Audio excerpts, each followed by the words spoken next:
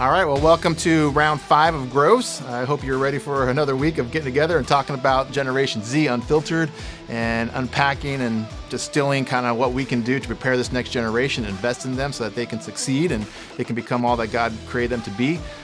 This week, I want to give you another passage. Like I've been saying, my name is not Dr. Tim Ilmore. My name is Aaron Young, and so I'm not an expert on Generation Z per se, but I do feel like I have some insight maybe to help when it comes to the Bible and what applies to what we're talking about. And so today I want to read a passage that I'm pretty sure you're all familiar with. I'm pretty sure you've all heard, and maybe kind of want to offer you a little challenge when it comes to this passage. And so it comes from Proverbs, which you know is all about wisdom and how to live a wise life. And it's Proverbs 22:6. And it says this: "Start children off on the way they should go, and even when they are old, they will not turn from it." Start children off on the way they should go, and even when they are old, they will not turn from it.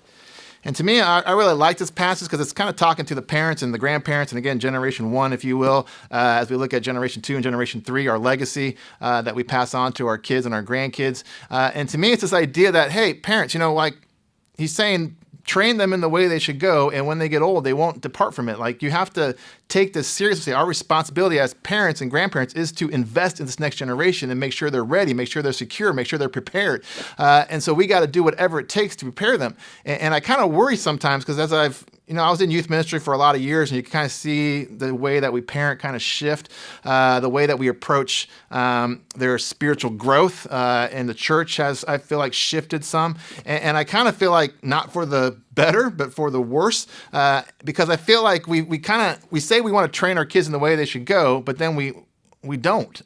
We just kind of leave it as parents. We kind of say, okay, it's youth pastor, raise them up on the ways they should go and they will not depart from it. Or, hey, church or volunteer leaders, you guys do it. Or kids staff, you guys do it. And our job is just to parent them at home, and your job is to raise them up spiritually. And that's not what it says in the Bible. That's not what it talks about when we read the 10 Commandments, as we're talking about God's top 10. If you remember in Deuteronomy chapter 5, when we present that, the very next chapter, in chapter 6, he's saying, hey, parents, you got to talk about this stuff. You got to talk about when you get up and when you stand up, when you leave, when you go. It's like you got to have this always on your lips.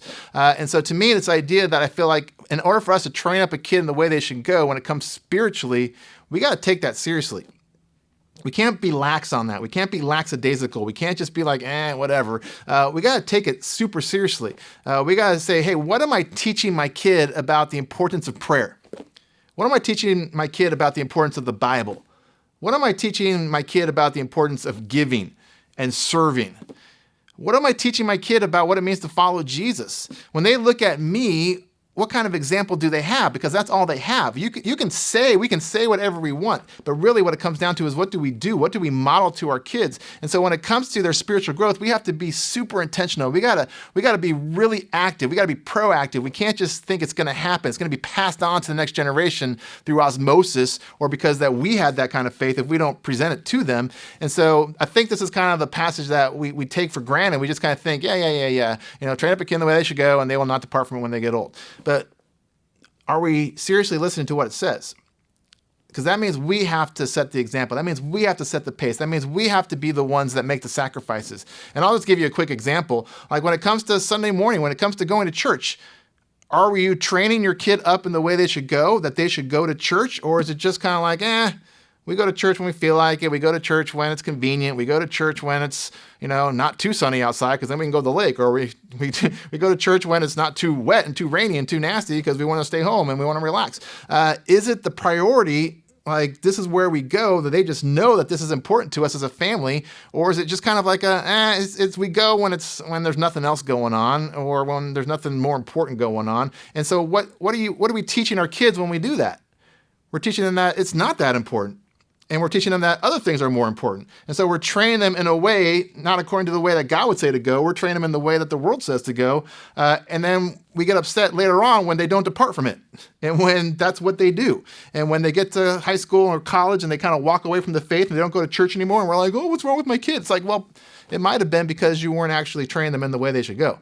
And therefore, they didn't depart from the way that you taught them. And so I don't say that to be condemning. I just say it to be provoking in the sense like, well, what are we doing to make sure our kids are going the way that they should go? Maybe not the way that the world is going, but the way that God says to go so that they will not depart from it. And so to me, that just goes back to what I've already said before. We have to be super intentional. You got to be mindful.